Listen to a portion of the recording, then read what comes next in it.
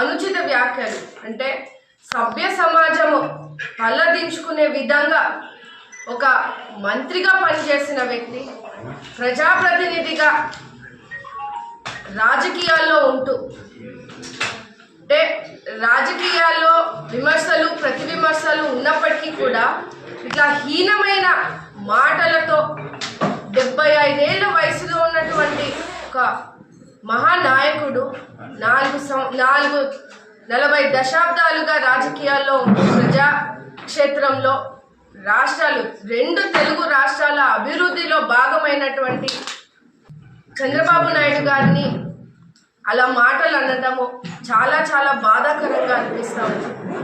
రాష్ట్రంలో ఉన్నటువంటి మహిళలే కాకుండా ప్రపంచంలో ఉన్నటువంటి మహిళలే కాకుండా అంబాటి రాంబాబు ఇంట్లో ఉన్నటువంటి మహిళలు కూడా సిగ్గుపడే విధంగా రాంబాబు గారిని ఇవాళ కూడా మేము రాంబాబు గారు అంటున్నాం. అది మా నాయకుడు నేర్పించినటువంటి సంస్కారం. రాజకీయాల్లో ప్రజల కోసం పనిచేయాలి, పాలసీ మేకర్స్ అవ్వాలి, ప్రతి నియోజకవర్గంలో ఒక మార్పు తీసుకురావాలి అని ఈరోజు రాజకీయాల్లో పరిపాలనలో రాష్ట్రం అంతా కూడా రావణ కాష్టం చేసి మీరంతా అసెంబ్లీని కూడా అపహాస్యం చేసే విధంగా మీరు మాట్లాడిన మాటలు ఇంకా ప్రజలు మర్చిపోలేదు.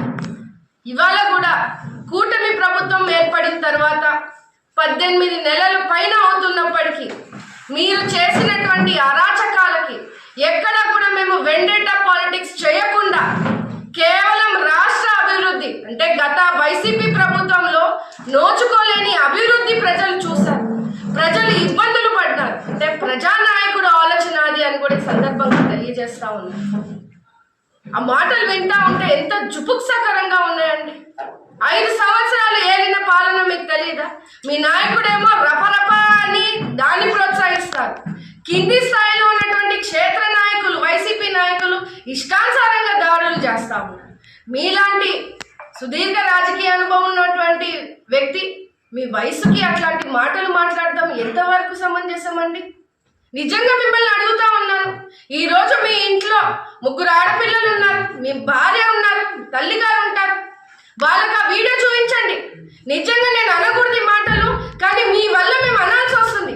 మిమ్మల్ని నిజంగా చెప్పుతో కొడతారు మీ ఇంట్లో వాళ్ళు. ఏం పాపం చేశారండి? ప్రజల కోసము ఇంత అహర్నిశలు పనిచేయడమా ముఖ్యమంత్రికి చంద్రబాబు నాయుడు గారు చేసిన తప్పు? ప్రజల సైతం నిల్చున్నందుక మీరు ఇన్ని మాటలు అనాల్సి వచ్చింది. దేనికోసం అండి మీరు అంత మాట అనాల్సి వచ్చింది?